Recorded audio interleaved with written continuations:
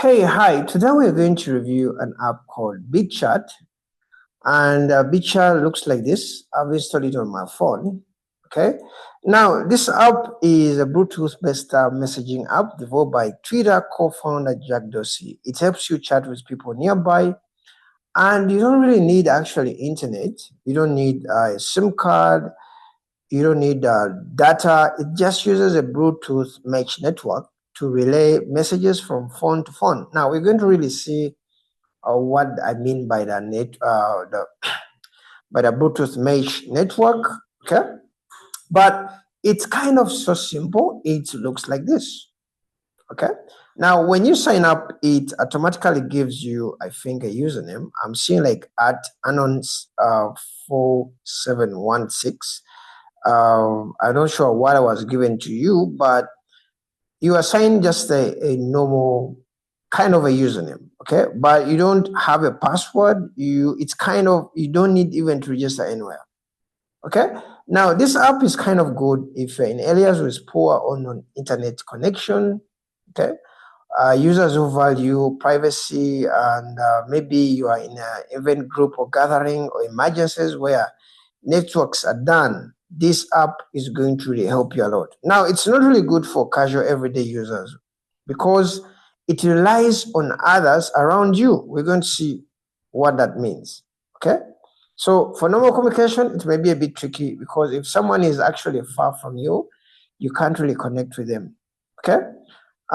It may not be good for someone who is looking for mass communication or word range messaging. Okay, as we're going to see. So we're going to see what's the difference between Bluetooth and mesh network. Okay. Now, as you know, for some of you who have been using Bluetooth has a limitation of like maybe 30 to 100 meters. Okay. Indoors, you are looking at 30 to 50 meters because walls kind of limit, kind of reduce the range.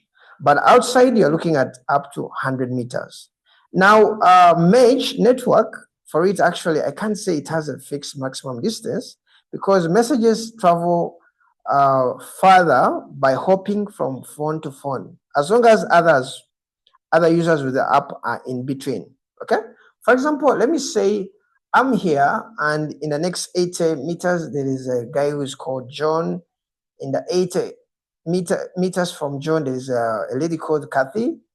If you add John, who is in 80 meters, and Kathy, that is 160 meters. So I can message Kathy, who is in 160 meters, okay, from where I am. So where Kathy is, if there are other maybe 10 people, that is 10 times 80 meters, that is 800 meters. It means I can message from here to someone who is in 800 meters from me because of the mesh network. So I can say mesh extension doesn't have kind of a maximum distance as long as actually there are people who are having this app. So it kind of the mesh network kind of hops from one phone to another. Okay. So the key point is this app doesn't find someone far away by itself. People density matters. More nearby users equals to longer effective range. Okay. I think I've not really made you confused. Okay. So in simple terms, think about you want to really shout to someone who is very, very far, and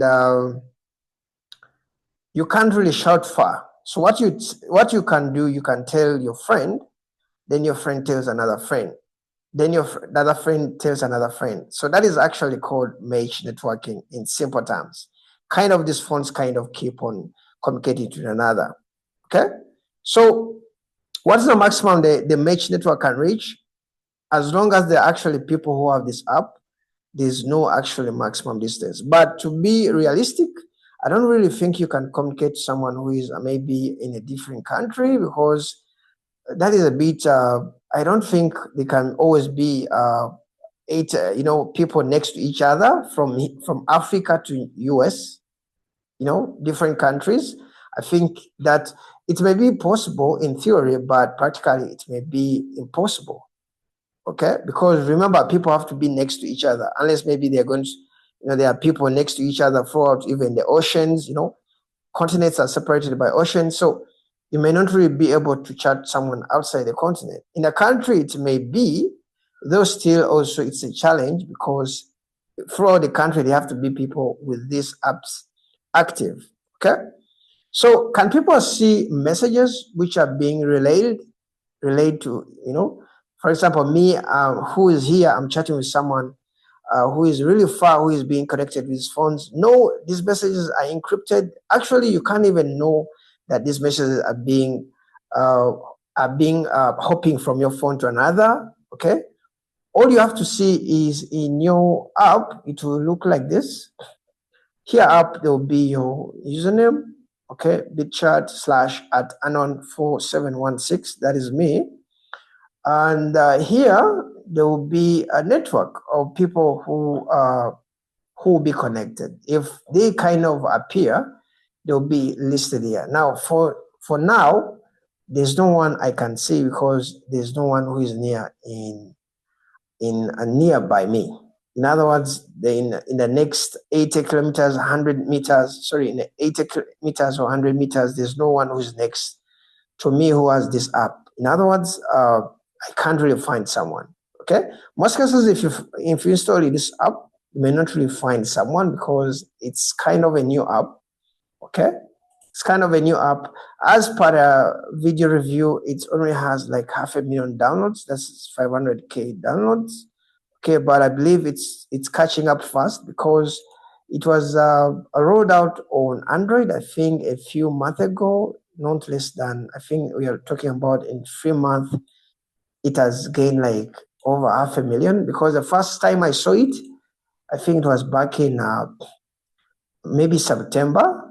Okay, so it's really picking up fast and it's really perfect for environments where the network is down, maybe, sometimes maybe there's a tourist and who has really bombed up the whole masts and there's no network. This app can really work. Okay, let me know what you think about Bitchat and I will see you in the next video.